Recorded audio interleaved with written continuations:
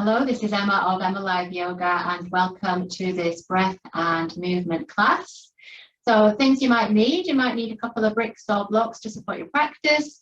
You might need a rug or a blanket possibly for your knees just to give yourself some cushioning and some support. Really important that you support your body through the practice and that you stay comfortable. So come into comfortable seated position. Again, you might choose to sit up on a brick for this. Just to support your lower back a little bit more. It might be that you stretch your legs out. If sitting cross-legged bothers your knees, so please do be comfortable. And as you arrive, we'll just take a few moments to settle and center. So as you arrive, a gentle squeeze of the pelvic floor and take an inhale as you lengthen the spine. And exhale as you release the shoulders. And doing this again, inhaling to lift and lengthen. And exhaling to release. So bringing the hands to a proud position, pressing the palms together. And just gently bow the head, tune into the breath. And just take a few moments to notice where you are in this moment, in your body. How does it feel? Might be a bit stiff, inflexible, achy, tired, or it might be feeling good, just see. And also notice how your thoughts are. Are they racing through? You're relatively calm. And also notice the emotional landscape. Which emotions are passing through? Knowing that there are no good or bad emotions, they just are emotions. So as we arrive here, we'll take a deeper breath in. And exhale and gently open the eyes and just bringing the hands down. We're going to begin with a neck release. So take an inhale. Exhale, gently release the left ear towards the left shoulder. Reconnect with the breath as you squeeze the pelvic floor. And just keep the breath moving in the nostrils. This may already feel like a stretch. If you want to increase the sensation, you can lift the hands up, one on the side of the head, one on the shoulder. And just stay with that steady breath. You may even bring some movement to the head, just rolling and just seeking out those areas of tension that you may find little pockets of tension around the neck as we breathe and feel. Make sure you're not pressing on the head with the hand, and then inhale, come back to center, exhale. We'll change sides. Inhale, lift and lengthen. Exhale, release right ear towards right shoulder. And again, you might stay here, just see how things feel. Might be different on this side. It might be that you bring in the hands again, just an extra little pressure. Good, and again, if you wish to, you might bring some movement to this. Inhaling as you move forward, exhaling as you roll back in. So just connecting breath with movement, keeping things nice and simple. And then inhale as you come back to center and exhale. So just lean back to change the cross of the legs if you're sitting cross-legged, otherwise you can stay as you are. So move into a nice side bend. It's great for releasing tight back muscles. So inhale to lengthen. Exhale, press the right hand down to the floor and just bring the left hand to the hip. Know that many of these moves can be done from a chair. So if you're happy in a chair, that's okay. Just come to a chair. You can do the same practice. Just some slightly different options. Good. From here, so if you're holding a chair, you'd be holding the side of the chair. And then inhale as you swoosh the left arm up, if you wish. Exhale, try and drop the shoulders down. You might lift the gaze to the fingertips or look straight ahead or down towards the right hand. Again, choose the best option for your neck today. Breathing and feeling. Know that the breath is the main part of the yoga. Good. If you lifted the arm, swing the arm down. Inhale, come back to center. Exhale. Change sides. Inhale to lengthen. Exhale, gently press the left hand down. Right hand comes to the hip. Take hold of a chair if you're using a chair. Breathing into any tightness you can feel. I can feel that too. And then inhale as you swoosh the right arm across if you wish. And again, just choose your drishti. Your drishti is your gaze point. And just allows you to keep a focus, particularly when you're breathing into discomfort. Most of the time, yoga can be uncomfortable. Know that that's normal, but you should never feel any pain. So I can feel discomfort down the side of my body, and just see how you feel. And then swing the arm down. Inhale as you come back to center, and exhale. Great. So from here, we're going to make our way through to an all-fours position.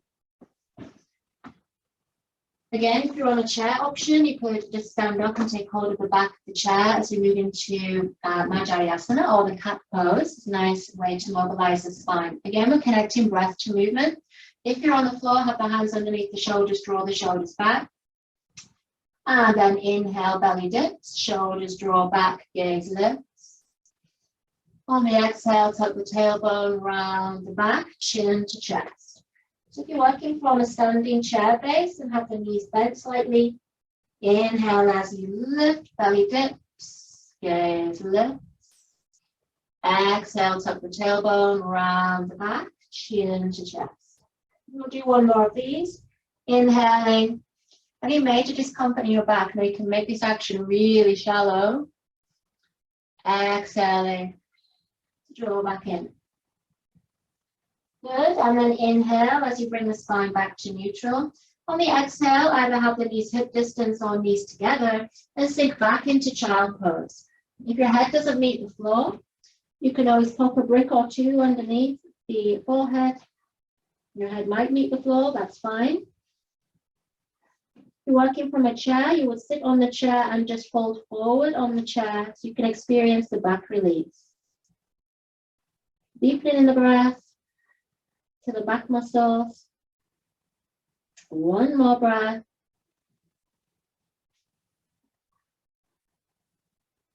And then inhale, squeeze the pelvic floor, lift the head, and exhale as you make your way back up to a tabletop position.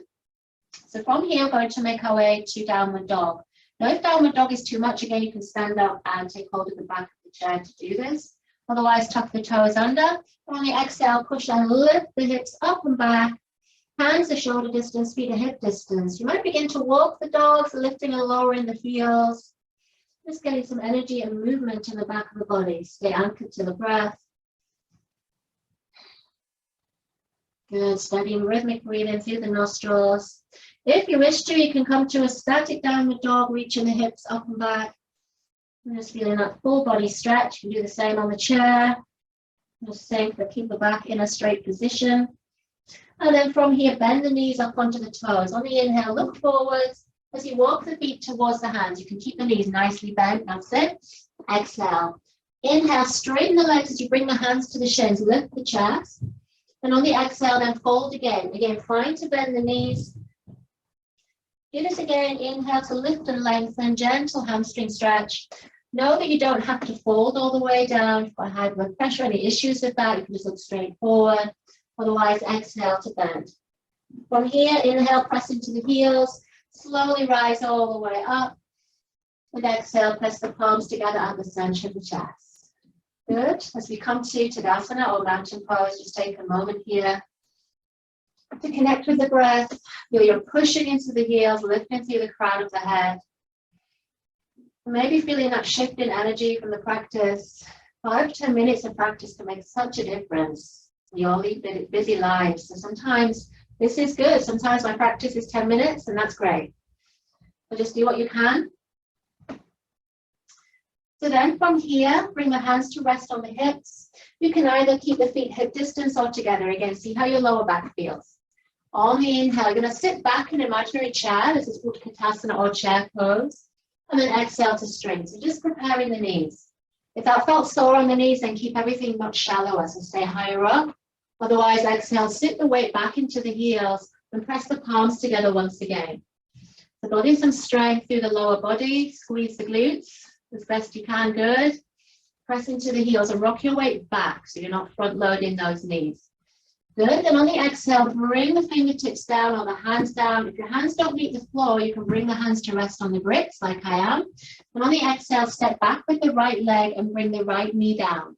It might be you need to pad that knee. That's okay. So if you need to put a cushion underneath, that's fine. Good. Another option is to release the back toes. Again, see how your knee feels. And then check this alignment. So make sure your knee is directly over the ankles. You might need to shift your foot forward like I did. Good. Lift the chest. We come into Anjali-asana, feel that big old stretch down the right hip flexor. It feels pretty intense, right? So squeeze in the pelvic floor. Good, and then inhale, exhale. Press the hands, lift the back leg. If you can, step back to a plank position or come down to a knees down plank. Either or is fine. Good, so wherever you are, stay happy. And then stepping through with the opposite leg. So right leg forward. Again, optional toe tuck, or you can release the toes, lift the chest. Feel the release this time down the left hip flexor. Good, draw the shoulders back, lift, lift, lift the gaze. And then from here, untuck the toes, inhale, rock back. So you can bring the right knee down, exhale. So you can cross the ankles and sit down, or you can just sit down, however you're able to. Good. If you've been using your bricks, you might just pop those over to one side. And we'll return to a seated position. So however you are sitting, we've come full circle in our practice, bring the hands to a prayer position. Allow the eyes to close and take a moment to feel any shifts. Been working with this breath and movement class. Just see any changes in your mind, your breath, your emotions, your body. And then from here, take an inhale and exhale. We say namaste, which means the light in me recognizes and honors the light in you. So I hope you enjoyed the class today. Thank you for practicing with me, and I hope to see you on the mat really soon.